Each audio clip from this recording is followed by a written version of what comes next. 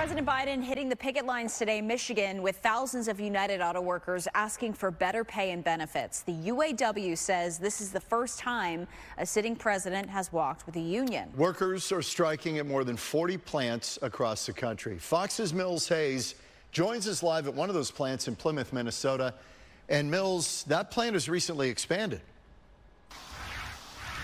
Hey, John and Christina. Well, the strike all began on September 15th, and that's when people walked out at assembly plants, 3 of them, 1 Ford, 1 GM, and 1 Stellantis. Then Friday, the UAW extended the strike to parts distribution centers like this one right here behind me in Plymouth, Minnesota. Now, there were dozens of people out here earlier this morning. You can still see a few of them behind me now, but there has been some rain, so it scared a few people away. But this means that there are more than 18,000 workers that are out on strike and asking for better pay. That's the sound of a strike for Stellantis Mopar parts distribution workers in Plymouth, Minnesota. Now he just left with that trailer, so that's a win. That semi was carrying car parts.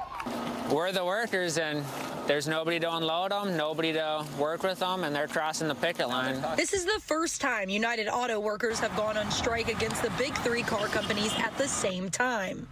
It's a scary feeling. You don't know if you're going to have that next paycheck. You don't know if you'll be able to make your mortgage payment. In 2008, car makers faced potential bankruptcy. GM and Chrysler, now Stellantis, were saved by the federal government.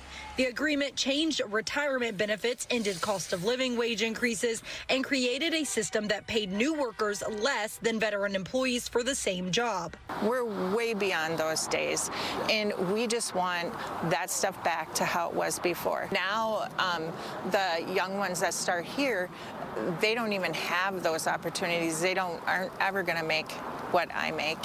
We should all be at one pay. And President Biden told workers today it's time they got their fair share. You saved the automobile industry back in 2008 and before. Made a lot of sacrifices, gave up a lot, and the companies were in trouble. But now they're doing incredibly well. And guess what? You should be doing incredibly well, too. GM and Stellantis both say that those additional walkouts were unnecessary, but they say they are continuing to bargain with union leaders. Ford says the same thing, but they say that there is a significant gap remaining in negotiations, and that could be an understatement considering that the 3 car companies have offered to pay workers with a 20% raise, but union leaders have asked for double that. In Plymouth, Minnesota, Mills Hayes, Fox 10 News.